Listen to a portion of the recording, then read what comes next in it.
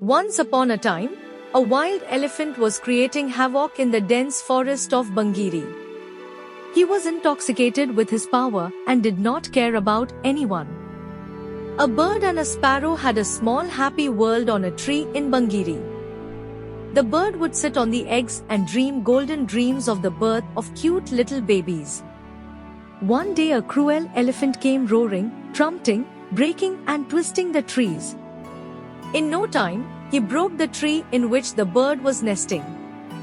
The nest fell down. The eggs broke and the elephant's foot fell on it from above.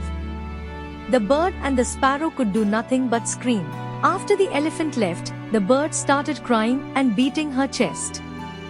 Just then the woodpecker came there. She was a good friend of the bird. When the woodpecker asked the reason for their crying, the bird told her whole story. The woodpecker said, "Nothing will be achieved by being immersed in grief like this. We will have to do something to teach that elephant a lesson." The bird expressed disappointment. How can we small creatures compete with that powerful elephant? The woodpecker explained, "1 and 1 together make 11. We will combine our powers." "How?" asked the bird. "I have a friend, the bumblebee. We should take advice from him." The bird and the woodpecker met the bumblebee. The bumblebee hummed, "This is very bad. I have a frog friend. Come, let us ask him for help." Now all three reached the shore of the lake where the frog lived. The bumblebee explained the whole problem. The frog said in a choked voice, "You all please wait for me here patiently. I will sit in the deep water and think." Saying this, the frog jumped into the water. After half an hour, when he came out of the water, his eyes were shining. He said, "Friends, I have a very good plan in mind to destroy that killer elephant. Everyone will contribute to it." As soon as the frog explained his plan, everyone jumped with joy. The plan was really amazing. The frog again explained everyone's role one by one. A little distance away, that mad elephant was standing and dancing in joy after causing destruction and eating its fill of budding branches. The first task was of the bumblebee. He went near the ears of the elephant and started humming a sweet melody. Hearing the melody, the elephant closed its eyes and started dancing in joy. Then the woodpecker did its job.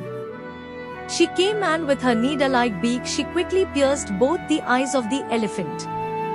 The elephant's eyes burst. He started running here and there blindly in agony. As time passed, the elephant's anger was increasing. Due to the obstacles his eyes could not see, his body was getting injured due to the bumps and collisions. The wounds were forcing him to scream even more.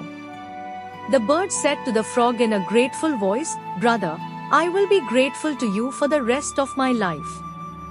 You helped me so much." The frog said, "There is no need to be grateful. Only friends are useful to friends." The elephant's eyes were burning and his throat was dry due to constant screaming. He started feeling very thirsty. Now he was looking for only one thing, water. The frog gathered many of his friends and relatives and took them to a faraway place near a big pit and asked them to sit and croak. All the frogs started croaking. The elephant's ears perked up when he heard the croaking of the frog. He knew that frogs live near water sources. He started walking in that direction. The croaking was getting louder. The thirsty elephant started running faster. As soon as the elephant reached near the pit, the frogs started croaking with full force. The elephant moved forward and fell into the pit like a huge stone, where it took him no time to die. Thus ended the life of that arrogant elephant. Moral of the story: there is strength in unity.